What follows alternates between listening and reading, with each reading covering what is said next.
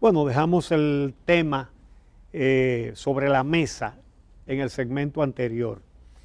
Estamos conversando con Guillermo Carán y José Rijo acerca del crecimiento económico, el endeudamiento, el déficit, y quiero traer un tema a esta discusión.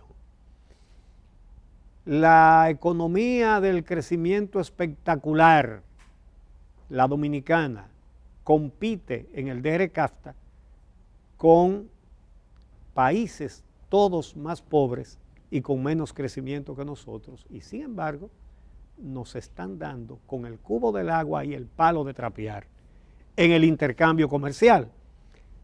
Todos nos venden mucho más que lo que nosotros le vendemos a ellos. ¿Cómo se explica que el país del crecimiento espectacular pierda en el intercambio comercial con otros países más pobres?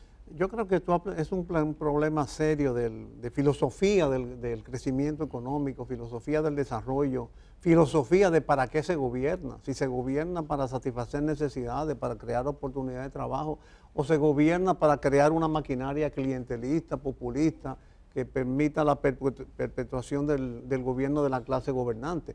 Porque la falta de competitividad de la economía dominicana se debe a que hay factores de producción, costos de producción que están regidos por la mano del gobierno y que determina que nosotros producimos a un costo que no nos permite competir. Por ejemplo, muchos impuestos, tasas de interés altas. A pesar de que viven hablando de la baja presión tributaria. Sí, pero es una baja presión tributaria que ellos conciben sobre la base de ignorar que hay un sector que paga mucho y la mayoría que paga poco. No, pero espérate, que ahí estamos en un punto muy importante. El 67% de los ingresos del Estado por recaudación de impuestos, es decir, 2/3 partes, proceden de impuestos al consumo que lo pagan fundamentalmente los más pobres. Sí. Entonces, los que menos tienen están pagando más y los que más tienen están pagando menos. Pero tú tienes una economía que el 58% de los empleados, de los trabajadores son informales, lo que significa que los empleadores también son informales y en consecuencia hay un 58% de los generadores de puestos de trabajo que no cotizan. ¿Por qué? José lo dijo, por las excesivas complicaciones tributarias que la gente prefiere, los emprendedores prefieren trabajar en la informalidad que en la formalidad. Entonces, pero todo eso disminuye el costo, la competitividad de la economía, como también lo disminuyen los precios de los combustibles, el costo de la energía. Entonces, y mientras tanto, la competitividad de que propicia el gobierno es una competitividad de seminarios, de reglamentos, de eventos,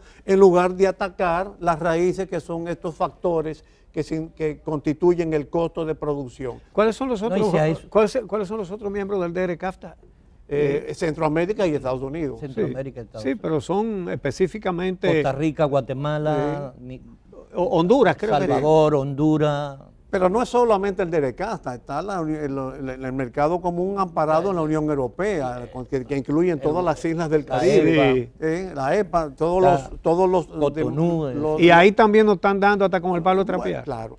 ¿Por qué? Porque no tenemos una eficiencia en el proceso productivo, que yo creo que es una de las cosas que uno de los puntos que tiene que abordarse para una Agenda 2020, cambiar el concepto de crecimiento, dejar de concebir una economía especulativa por las altas tasas de intereses que estamos teniendo, para pasar a ser una economía productora, generadora de bienes y generadora de puestos de trabajo. Vamos a entrar ahí, con el panorama que ustedes nos han pintado. ¿Qué es lo que va a heredar quien sea que gane, el que sea que gane y asuma la presidencia en el 16 de agosto, viendo todo esto, este ritmo de gasto del presupuesto en esta primera parte del año a ritmo acelerado? O sea, ¿qué es lo que van a dejar y cómo se va a reencauzar esa economía? Bueno, yo soy de los que creo que lo que nosotros tenemos, el modelo que tenemos, es rescatable de cambiarse. Es decir, y con tiempo, y en este mismo año empezar todo un proceso de crear primero confianza entre la población. porque aquí hay un grave, la gente dice, ¿para qué voy a pagar impuestos si se lo van a robar? Sí. Entonces, desde el primer momento, el gobierno tiene que dar una demostración de cero contemplación para la corrupción, ¿no? Eso es fundamental para que yo me entusiasme. Lo segundo es cómo utilizar los recursos adecuadamente, es decir, cómo elevar la calidad del gasto en el tiempo, en los primeros 100 días. Y eso es fácilmente posible siempre y cuando haya la voluntad del Estado, desde los que suman el poder. Lo otro que yo veo es que tenemos que enfrentar necesariamente la reforma integral tributaria, fiscal. Es decir, y cuando nosotros hablamos de reforma fiscal, hablamos de 3 componentes. De los gastos, primero, demostrando la eficientización de esos gastos, de los ingresos, y por lo tanto, en los ingresos tenemos que mejorar la forma de que yo como ciudadano pague. Solamente un 12% de las personas físicas en este país hacen declaración de impuestos. Porque a mí no me vale nada declarar que yo, por ejemplo, para yo producir como empleador privado, como por cuenta propia, es decir, un consultor autónomo por cuenta propia, si yo tengo que dar asesoría, yo tengo que utilizar mi oficina, alquilar una oficina, eso no tenga un costo. O si yo tengo que utilizar mi casa, una parte de mi casa como oficina, eso debe tener un costo para yo deducir impuestos. Si tiene que buscar una mejoría, si yo tengo que trasladarme 50, 100 kilómetros, eso tiene que tener un valor para mí, para yo deducirlo al final y yo tener incentivo de hacer mi declaración de impuestos. Porque aquí hay, además de lo que agregaba, el 80% de los empleados de este país que cotizan a la seguridad social están por debajo de 15,000, 20,000 pesos. Están por debajo de 20,000 pesos. Entonces, no pagan impuestos sobre la renta tampoco, porque están exentos del impuesto sobre la renta, que es un mecanismo también de todas estas exenciones que tenemos que mejorar.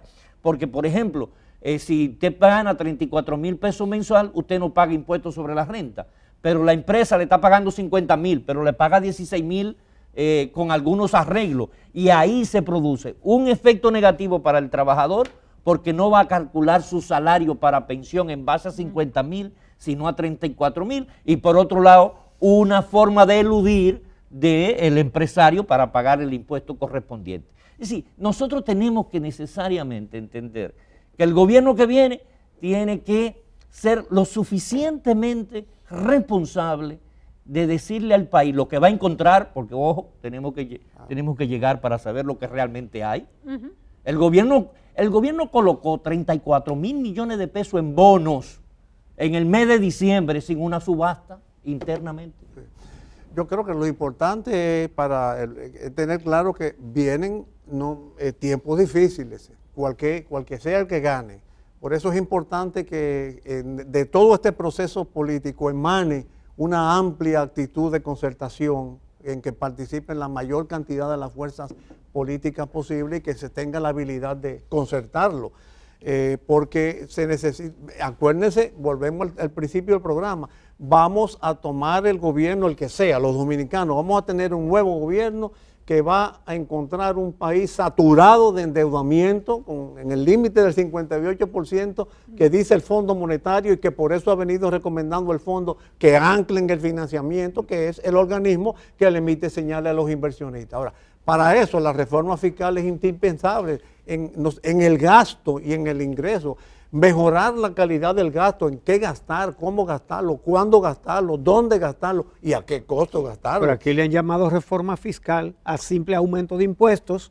Y aquí a eso han hecho como 10. Y a la otra pata, que es la reforma tributaria, que en lugar de aumentar los impuestos, simplifique el sistema tributario y lo baje. Por eso yo creo que en el próximo gobierno hay un organismo que lamentablemente ha caído en la inanición completa, que es el Consejo Económico y Social, que preside Monseñor Agripino Núñez, que es un organismo creado para cumplir una función constitucional de concertación social. Pero que sin embargo debemos decir que es ilegal ya. Bueno, pero la función de concertación ya está atribuida y está consignada en la Constitución, es una función constitucional. Entonces, en ese foro, el gobierno se rehuyó discutir la reforma tributaria y la reforma fiscal porque no quiso que le tocaran los gastos para seguir con su política clientelar y populista con intenciones de perpetuarse del poder, lo cual no va a ser posible gracias a las reacciones de la sociedad dominicana. Qué pena que se nos acabara el tiempo, porque cuánto se enriquece uno escuchando a José Rijo y a Guillermo Carán. Entonces, antes de despedir, simplemente una cosita. Hablábamos de la canasta, del salario mínimo, pero hay que hablar de la tarjetica que le da a la gente 800 pesos, 1000 pesos, cuando el salario mínimo está en 10,000 y la canasta en 15, 30, ¿verdad? ¿Qué habría que hacer con eso? El que gane, aunque sea Barnabás Collins, quitársela a la gente. Cambiar la filosofía de gobierno. O sea, en lugar de pensar que hay que dar subsidio, dar limón, hay un proverbio oriental, enseña a pescar en lugar de dar el pez. Bueno, crear sí, pero una mientras tanto hace hambre. Sí, pero crear una economía generadora de producción y de puestos de trabajo, y eso se puede lograr rápido.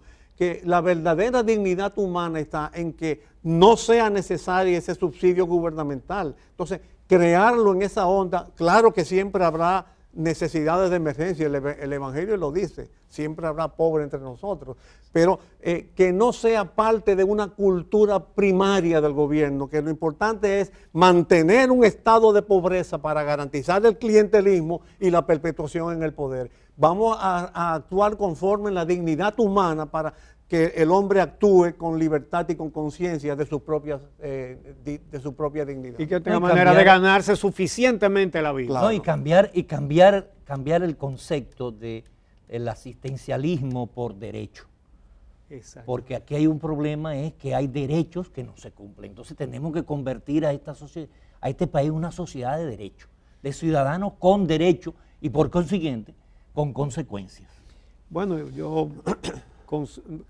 nosotros nos consideramos suficientemente satisfechos con las explicaciones que nos han dado a nuestras interrogantes y esperamos que así lo hayan considerado ustedes, amigos de esta misma semana y de este programa de temporada Agenda RD 2020. Gracias a Guillermo, gracias a José y gracias a cada uno de ustedes. Hasta el próximo sábado. Esta misma semana.